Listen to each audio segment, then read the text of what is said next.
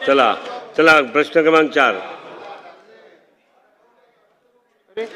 प्रश्नावली कुठे गेली हातातली? तुम्ही भास्करराव. हो हो, यांनी प्रश्नावली उचलली. अध्यक्ष महोदय, प्रश्न क्रमांक 23,360. अध्यक्ष महोदय, छापल्याप्रमाणे. अध्यक्ष महोदय, राज्याचे उपमुख्यमंत्री तथा नगरविकास मंत्री यांनी देशाचे पंतप्रधान माननीय मोदी साहेबांच्या वाढदिवसाच्या निमित्तानं या राज्यामध्ये 394 उद्यानं ही विकसित केली जातील अशा प्रकारची घोषणा केली आणि त्या प्रत्येक उद्यानाला 1 कोटी रुपये आम्ही देणार अशा प्रकारचं माननीय मंत्री महोदयांनी जाहीर केलं. त्याचबरोबर या 394 उद्यानापैकी सर्वोत्कृष्ट अशा पद्धतीचं उद्यान जो कोणी विकसित करेल त्याला 1 नंबरचं 5 कोटीचं बक्षीस, 2 नंबर करता 3 कोटी बक्षीस आणि 3ऱ्या नंबर करता 1 कोटी बक्षीस आम्ही देणार अशा पद्धतीची घोषणा ही माननीय राज्याचे उपमुख्यमंत्री तथा नगरविकास मंत्र्यांनी केली.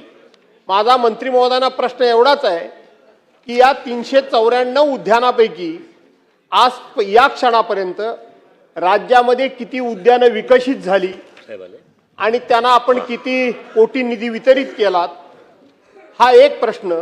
आणि दुसरा प्रश्न, या ज्या आपण स्पर्धा घेणार होतात या स्पर्धा झाल्या का आणि झाल्या असेल तर त्याचा 1 नंबर कोणाचा लागला, 2 नंबर कोणाचा लागला आणि 3 नंबर कोणाचा लागला याची माहिती आपण आम्हाला द्याल का?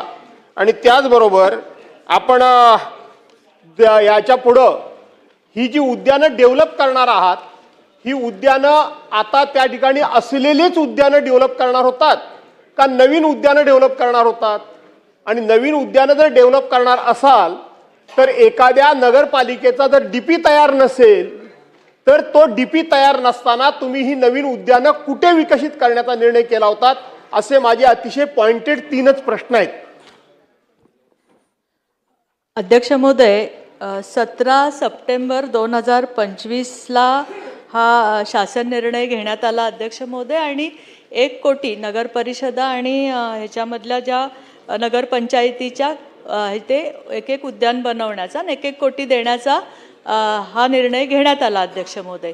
त्या पद्धतीने आपण प्रस्ताव मागवले अध्यक्ष महोदय सगळ्याकडनं आणि आपल्याला 394 कोटी आपण त्याच्यासाठी मान्यता दिली.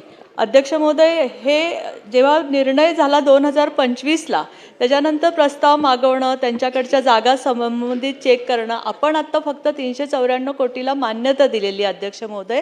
त्याच्यानंतर उद्यानं कुठे कुठे होतील, त्याच्यानंतर कुठलं उद्यान चांगलं होईल, कुणाला आपण पुरस्कार हे करू, ही सगळं अजून त्याच्यामध्ये हे निर्णय प्रक्रियेनंतरचं हे ते काय लगेचच आत्ता झालेलं नाही. तुम्हालाही माहिती आहे की सप्टेंबर ते आत्ताच्या कालावधीमध्ये हे उद्यानं आत्ता लगेच होणारही नाही. त्यामुळं तुम्ही जे विचारलं की हे स्पर्धेत कुणाला बक्षीस मिळालं वगैरे ते काही आत्ता नाही आहे. आपण ही स्पर्धा पण जाहीर केलेली आहे. जेव्हा उद्यानं होतील त्यावेळेस आपण उद्यानांची चेक करू आणि त्याप्रमाणे तसे बक्षिसं जाहीर करू अध्यक्ष महोदय. त्याचप्रमाणे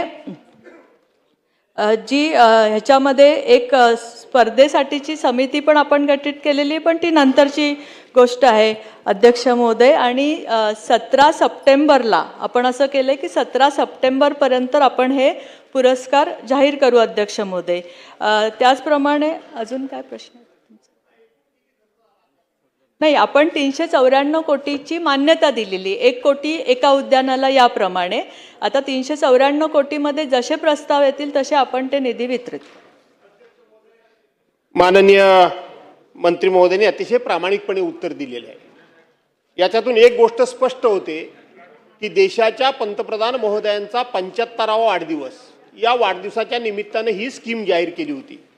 परंतु आता आपल्याला माहिती आहे पुढच्या वर्षी त्यांचा 76वा वाढदिवस होईल.